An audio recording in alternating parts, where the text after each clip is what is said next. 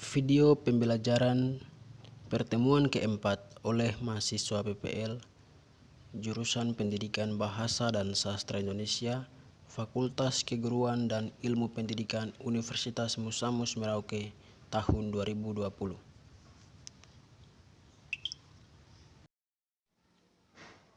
Halo adik-adikku sekalian, perkenalkan nama saya Yason Otto Dimara, NPM 2017-88 2010-17.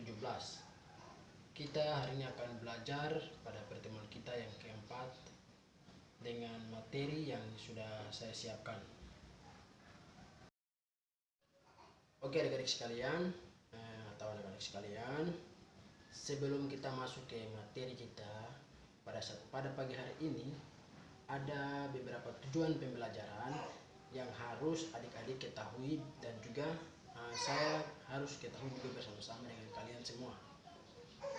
Tujuan pembelajaran kita yang pertama ialah siswa dapat merencanakan pengembangan cerita fantasi. Dan yang kedua, siswa dapat menulis cerita fantasi dengan memperhatikan bagian struktur, kaidah penggunaan kata, kalimat atau tanda baca. Nah, itu ialah dua tujuan pembelajaran kita pada saat pagi hari ini. Materi pembelajaran kita yang akan kita belajar bersama-sama pada pagi hari ini itu ialah bagian A,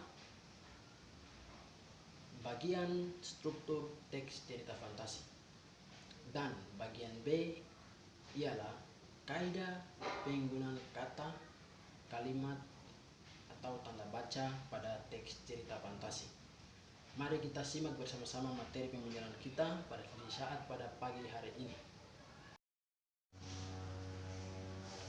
Oke adik-adikku sekalian, di saat pada pagi hari ini kita akan masuk di pembahasan kita pada materi yang ada di bagian A dengan judul materi atau submateri kita, bagian struktur teks cerita fantasi. Ya, jadi adik-adik sekalian perlu ketahui bahwa di dalam struktur teks cerita fantasi ada 4 struktur atau bagian yang terdapat di dalam teks cerita fantasi. Yang pertama, orientasi. Orientasi merupakan bagian di mana pengarang memberikan gambaran mengenai latar, alur, dan juga penokohan dalam sebuah cerita fantasi. Maksudnya orientasi, pada bagian orientasi ini ialah di mana saat kita membaca sebuah teks cerita fantasi, di situ kita bisa menemukan ada latar, ada penokohan, bahkan alur. Jadi di atas atau pembukaan pada teks cerita fantasi itu kita sudah bisa mengetahui, sedikit penokohan dan juga sedikit latar, atau kita bisa mengetahui alur atau jalan cerita yang ada di dalam cerita tersebut. Itu yang dimaksud dengan orientasi.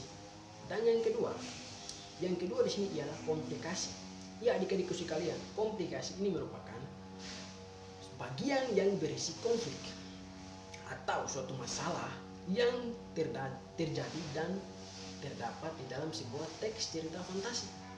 Adik-adikku sekalian, di dalam teks cerita fantasi kita baca, di situ kita bisa menemukan masalah-masalah apa yang terjadi. Di situ masalah contohnya, di dalam teks cerita fantasi itu ada suatu masalah mengenai di dalam yang terjadi di dalam keluarga. Itu merupakan komplikasi atau konflik yang sedang dialami di dalam satu keluarga itu yang sedang diceritakan oleh pengarang di cerita tersebut. Itu yang dimaksud dengan komplikasi. Ya, dan yang ketiga adik-adikku, yang ketiga ialah resolusi. Resolusi ini merupakan bagian yang tujuannya menyelesaikan suatu masalah, atau dengan kata lain solusi, dengan memberikan solusi agar suatu masalah itu bisa selesai dengan cepat dan dengan aman ya. Ya, dalam resolusi ini memberikan penyelesaian atau memberikan sebuah gambaran yang memberikan penjelasan mengenai suatu penyelesaian masalah. Itu adalah bagian dari resolusi. Dan yang terakhir, yang keempat ialah sub ending atau ending. Ending atau sub ending. Di dalam suatu cerita fantasi, strukturnya itu pasti di bawahnya ada ending atau sub ending. Yang dimaksud dengan ending dan sub ending ini ialah menceritakan kehidupan tokoh utama yang hidup bahagia dalam cerita fantasi tersebut. Jadi adik-adik pada saat membaca teks cerita fantasi itu adik-adik bisa mengetahui dan adik-adik bisa melihat dari atas hingga akhirnya kok tokoh utamanya ini hidupnya sampai dengan bahagia dari awal pertengahan hingga akhir. Itu yang dimaksud dengan sub ending, di mana tokoh utamanya tidak mengalami suatu masalah, mengalami konflik-konflik, tetapi mereka menyelesaikan itu dengan baik. Akhirnya apa? Tokoh utama tersebut itu dia kembali hidup dan dia kembali bisa bersama-sama lagi dengan sahabat-sahabat bahkan kerabatnya di dalam cerita tersebut. Itulah bagian dari sub ending atau ending. Oke adik-adikku sekalian, tadi kita baru saja bahas tentang bagian struktur pada teks cerita fantasi. Di sini kita akan lanjut pada materi kita yang B dengan submateri kaidah penggunaan kata dan tanda baca atau kalimat ya, kalimat tanda baca. Ya, jadi di dalam struktur teks cerita fantasi, kaidah penggunaan tanda baca atau kalimat itu terdiri dari 6 bagian.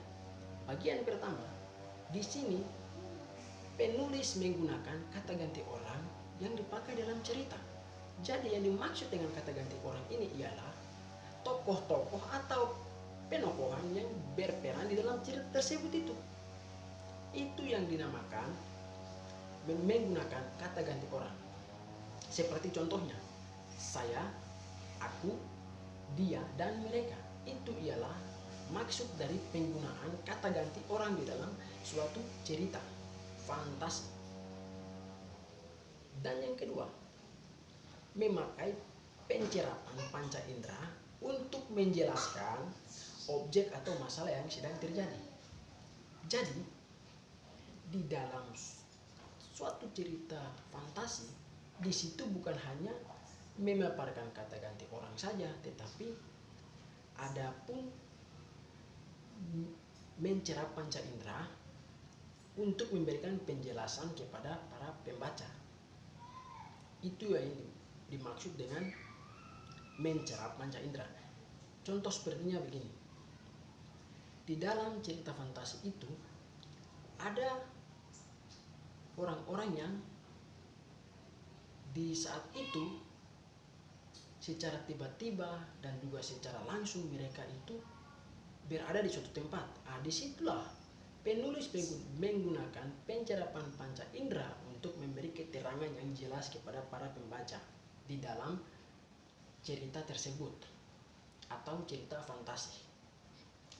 Dan yang ketiga, memakai ejaan yang menunjukkan keadaan dalam cerita. Ejaan yang disempurnakan itu ialah yang harus dipakai dalam menunjukkan suatu keadaan atau peristiwa di dalam cerita fantasi. Kenapa penulis menggunakan ejaan di dalam cerita? Supaya apa? Para pembaca itu bisa melihat dan merasakan benar-benar sesuatu itu terjadi. Itu yang dimaksud dengan menggunakan ejaan atau EYD. Dan yang keempat, kalimat yang di dalamnya berisi tentang suatu tanda petunjuk adanya hal-hal yang aneh. Contohnya, di dalam suatu cerita itu mereka penokohannya atau pemerannya itu sedang berada di hutan. Tiba-tiba ada satu pertunjukan atau tanda-tanda kode-kode etik yang ada saat mereka lihat dan menunjukkan hal aneh. Contohnya seperti jangan masuk di hutan ini. Ini adalah hutan larangan. Itu ialah kode-kode atau isyarat-isyarat yang harus para tokoh atau para pemeran itu mereka ikuti dan mereka tidak boleh melanggar. Itu yang ada di dalam teks cerita fantasi. Penulis memberikan gambaran sedemikian rupa untuk adanya para pembaca itu bisa membaca dan memahami kaidah-kaidah di dalam teks cerita fantasi. Dan yang kelima, memakai kata keter kejutan. Adik-adikku sekalian, Yang dimaksud dengan kata keterkejutan ini ialah sesuatu yang secara tiba-tiba datang. Contohnya, di dalam suatu teks cerita fantasi itu, para pemain atau para tokoh-tokoh sedang berada di suatu tempat, entah itu di mall ataupun di jalan. Tiba-tiba motor itu laju, atau motor itu sedang dari arah kiri atau kanan, dia sedang melaju, dan dia secara tiba-tiba saja tabrak tokoh yang satunya. Itu yang dimaksud dengan menggunakan kata keterkejutan. Dan yang keenam, memakai kata penanda waktu dan lain-lain. Di dalam teks cerita fantasi itu, penulis menggunakan ada latar. Latar yang dimaksud di sini ialah tempat. Yang pertama, latar waktu, yang dimana memberikan penjelasan ataupun memberikan keterangan waktu dimana saat mereka sedang berperan atau memainkan suatu cerita tersebut. Itu yang dimaksud dengan latar waktu. Contohnya, pukul 13.00 atau jam 1 siang, saya dan teman saya sedang berada di toko ini. Itulah yang dimaksud dengan latar atau penanda waktu. Dan latar suasana. Latar suasana ini ialah di mana penulis memberikan gambaran atau kejelasan mengenai suatu tokoh yang sedang merasakan hal-hal aneh ataupun merasakan canda, tawa, kesedihan. Suasananya itu ada di sedih ataupun dia lagi tawa. Itu yang dimaksud dengan latar suasana. Dan memberikan gambaran yang jelas kepada para pembaca. Itu ialah 6 kaidah penggunaan kata dan tanda baca di dalam teks cerita fantasi. Oke adik-adikku sekalian, sampai di sini materi kita dulu. Sekian dan terima kasih.